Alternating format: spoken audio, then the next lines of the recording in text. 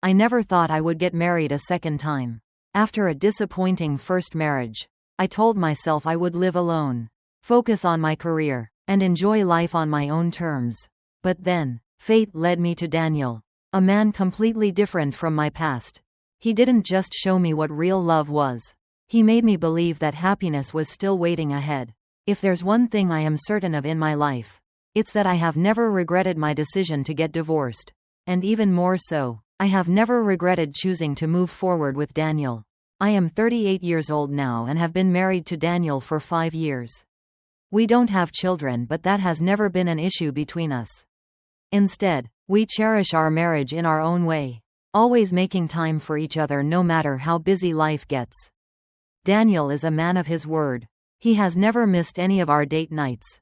Every month, on our small anniversaries, he plans something special. Sometimes it's a simple dinner at home with wine and candles.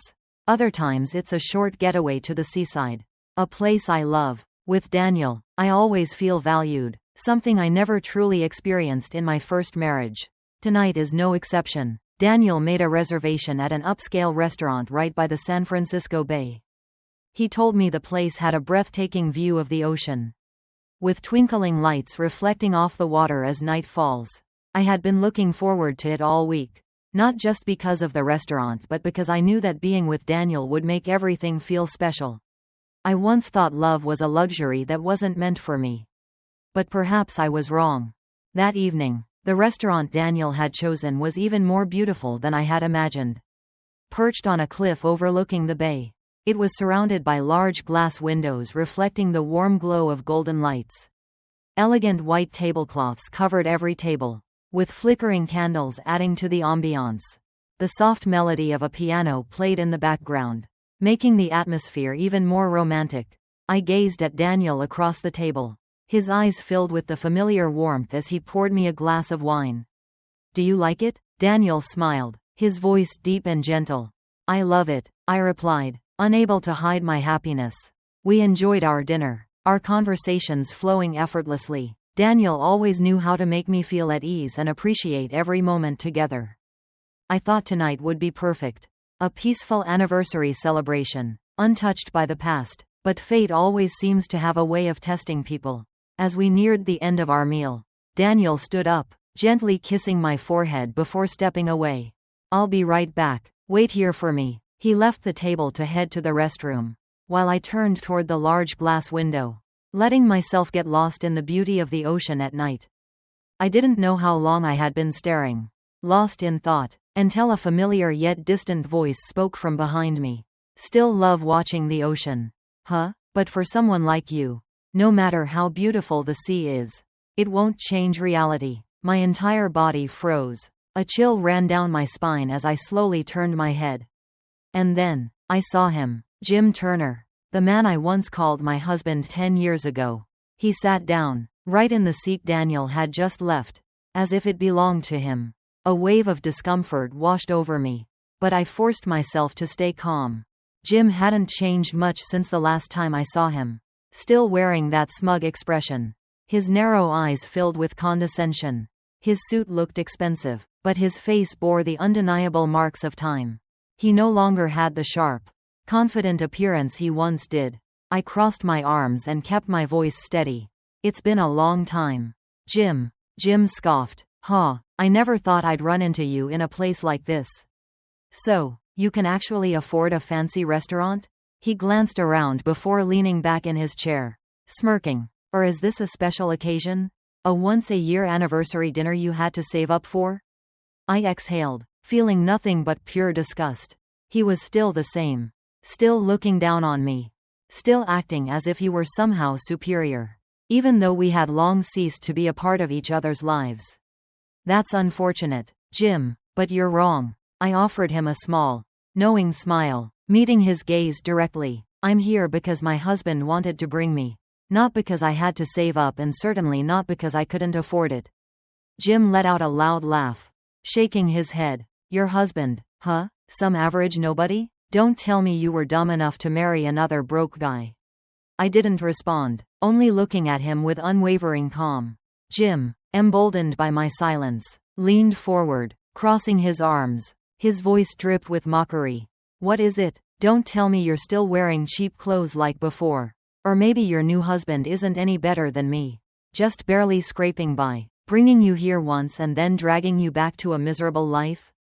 I remained silent, but deep inside, a slow burning anger was beginning to rise. I didn't regret leaving this man, but I despised the way he continued to treat me like a joke. I glanced toward the restroom, hoping Daniel would return soon. But just at that moment, Jim let out a chuckle. Or maybe, he said slowly, his eyes gleaming with mockery. You still haven't told him about your past? About the fact that you were once married to Jim Turner? A successful man? I narrowed my eyes. Successful? I let out a laugh, unable to hold it back. Really? Are you still a successful man? If that's the case, where's your wife? Or are you out here alone, hunting down old flames to vent your frustrations? Jim clenched his jaw, his expression darkening for a brief moment. But before he could respond, a deep, steady voice spoke from right behind me. Excuse me, but you're sitting in my seat. I looked up. Daniel stood there, his face calm, though his sharp gaze was clearly assessing the situation. And from the way he was looking at Jim, I knew this wasn't over yet. Daniel pulled out his chair and sat down beside me, his eyes briefly scanning Jim with a cool indifference. I could see his composure, but I also knew that Daniel wasn't the type to tolerate disrespect easily. Jim leaned back in his chair, crossing his arms over his chest with a smirk. Oh, so this is your husband? He slowly looked Daniel up and down before scoffing. He looks decent, I guess, but let me guess, he's not exactly wealthy, is he? Just another average office worker, right? Daniel didn't respond immediately. He simply took a sip of his wine, then set the glass down on the table, his gaze sharp but his tone steady. I don't think I need to prove anything to you. Jim burst into laughter, dripping with sarcasm. Oh, you're smooth, I'll give you that, but let's be real here. I know exactly what kind of woman Sandra is. She never had anything of her own. If you married her, that must mean you're not much better off yourself. I tightened my grip around my wine glass. Not because Jim's words hurt me. Because they didn't. But because he still had that same attitude. Still saw me as someone beneath him. Even after all these years. Jim tilted his chin up, his voice full of arrogance. I'm different. I come here all the time. This restaurant is one of my favorites. Not just some place I visit on rare occasions. He turned to me slowly, his smug grin widening. You must have saved up quite a bit just to be here tonight. Huh? I didn't respond, only staring at him in silence. But Daniel calmly placed his hand on the table, his voice still composed yet filled with meaning. You say you come here often? Of course. Jim leaned back with a shrug. Unlike you two, I can come here anytime I want. I make enough money to enjoy the finer things in life without worrying about it. At that moment, a woman approached our table. I recognized her immediately. Monica, the woman Jim had left me for. But now she no longer had the glow of the past. Her face was etched with exhaustion. Her skin had lost its youthful vibrancy.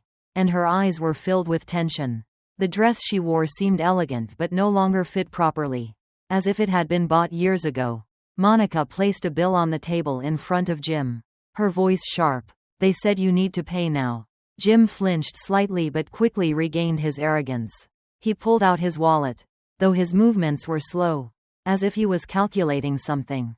Daniel glanced at me, then leaned in slightly, speaking just loud enough for me to hear. Do you really think he comes here often? I didn't answer, but a small smile played on my lips. Jim handed his credit card to Monica, who passed it to the server. The server, however, hesitated before looking at him apologetically. I'm sorry, but this card has been declined.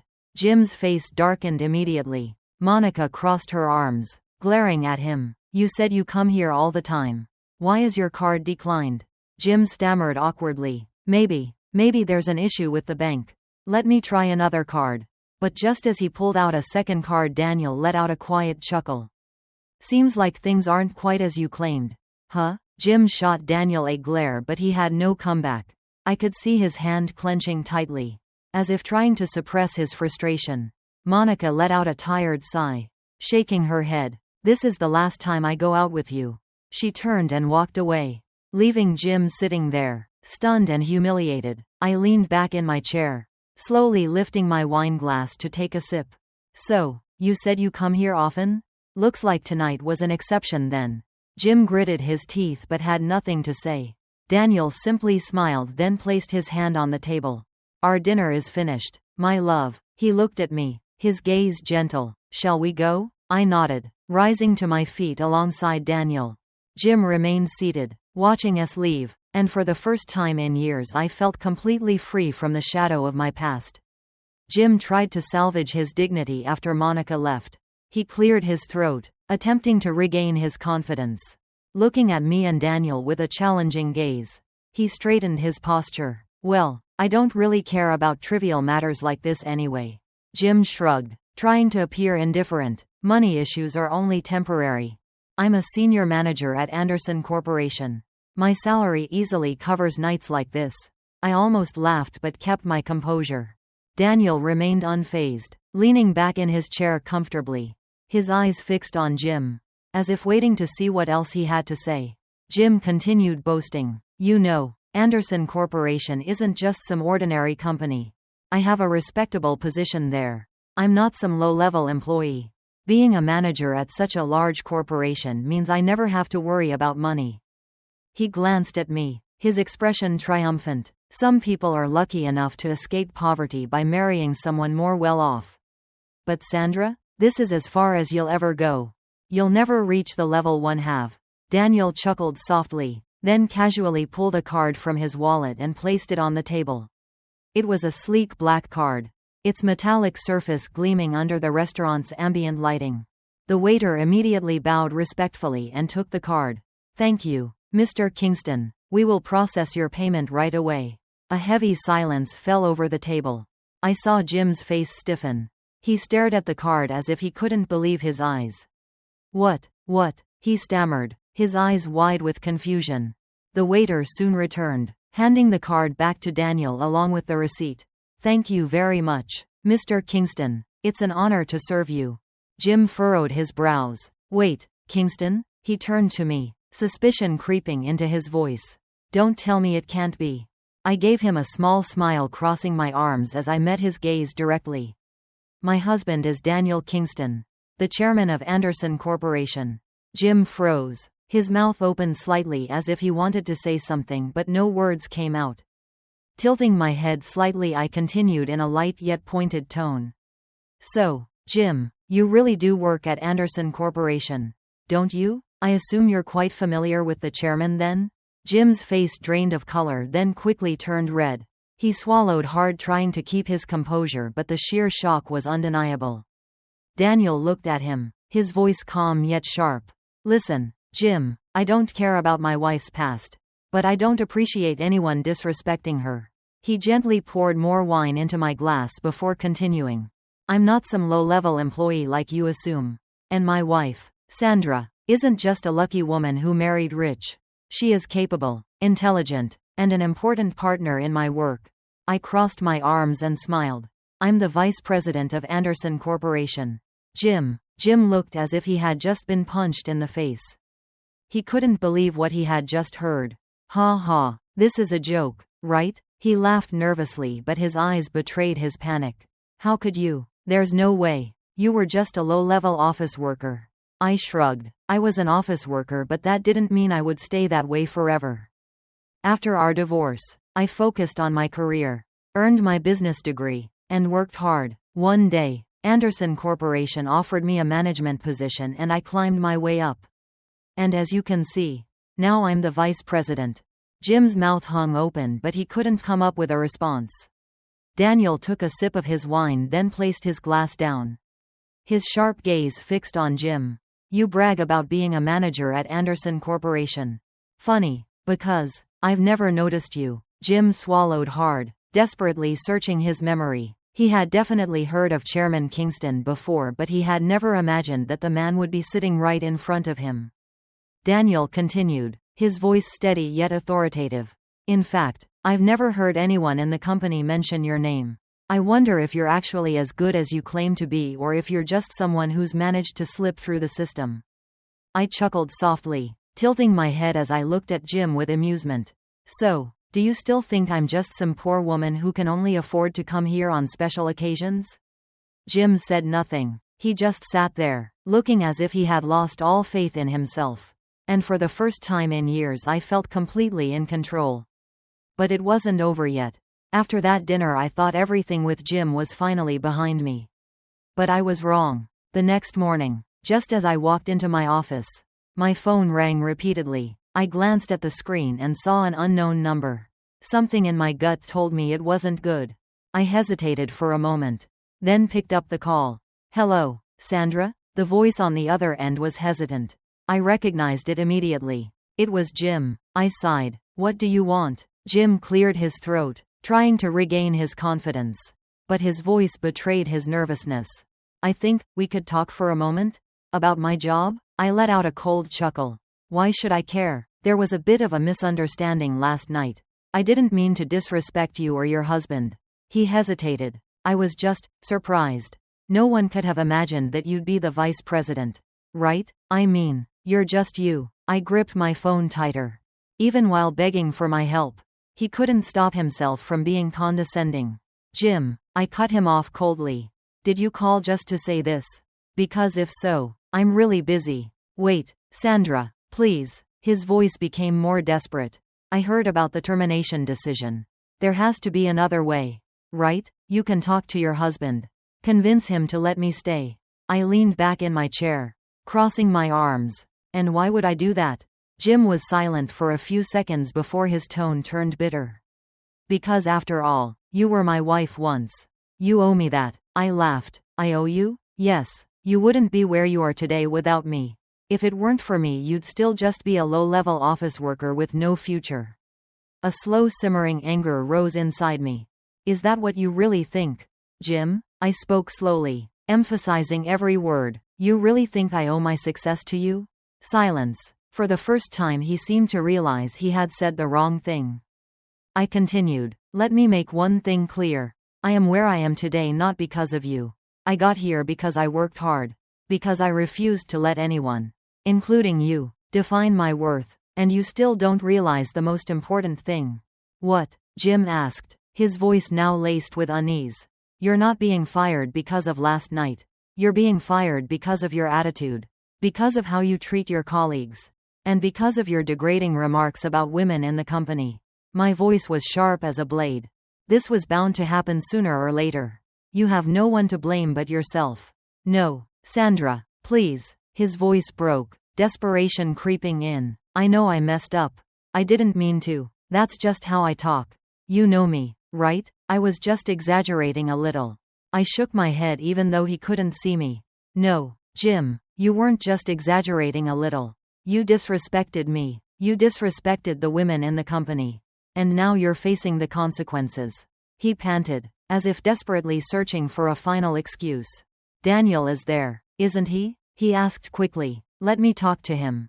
I can explain." I scoffed. "Do you really think my husband will listen to you after everything you've said?" Jim was desperate. "Please, Sandra, I'm going to lose everything. I can't lose this job." I sighed, then responded coldly. "Then you should have thought about that before opening your mouth and insulting people." And with that I hung up. A few minutes later I walked into the conference room where Daniel was reviewing a stack of documents. He looked up as soon as he saw me, as if he already knew what had happened. "Jim called you, didn't he?" His voice was calm. I nodded. "He begged me to help him keep his job." Daniel leaned back in his chair, exhaling slowly. "I figured he would." I shrugged. "He still doesn't see his mistakes." Daniel nodded, then picked up his pen and signed the document in front of him. "Then let him learn this lesson the hard way." I glanced at the paper. Jim's termination order. And for the first time in years, I felt completely at peace. But Daniel didn't fire Jim immediately. Instead, he made a decision I hadn't expected. He reassigned Jim to the Ohio branch. I knew about that branch. It was a tiny office in a remote town, nearly forgotten by the corporation. There, Jim wouldn't have a large team, no opportunities for advancement, and most importantly, no authority to exploit. When Jim received the reassignment notice, he reacted furiously. "No, I can't go there. He practically shouted during his meeting with our. I'm a senior manager. You can't send me to some place like that. Daniel simply looked at him, his expression cold and unyielding. You have two choices, Jim. Either you accept the transfer or you resign. The decision is yours. Jim clenched his fists, his jaw tightening. But he had no other option. A few weeks later I heard that Jim and Monica had moved to Ohio. Life there was anything but easy for them. No more upscale restaurants, no more lavish parties, and no one for Jim to assert his false sense of power over. He was isolated, stuck in a tiny office with only one subordinate, where his job consisted of nothing but dull reports and meaningless meetings with local clients. Monica couldn't take it. After just 4 months, she packed her bags and returned to the city. You told me we'd have a better life, she shouted before boarding her one-way flight out of Ohio. You said you were a successful man. But you're nothing but a failure. Jim tried to hold on to his job. But it wasn't long before he realized there was no way back to his former position. No one at the headquarters remembered him. And no one cared about his complaints. He had been completely forgotten. After a year of enduring a meaningless existence in Ohio, Jim finally submitted his resignation. He thought that with his experience he would easily land a better job. But the real world didn't work the way he imagined. No company wanted to hire a former manager who had been reassigned under suspicious circumstances. No reputable firm would take on someone with such a questionable track record. Slowly, his savings dwindled. Jim was forced to move into a rundown apartment in the suburbs, where he had to face the bitter reality he had lost everything. The only job he could find was a night shift at a convenience store, where he stood behind the counter, watching customers come and go, none of whom recognized or cared about him.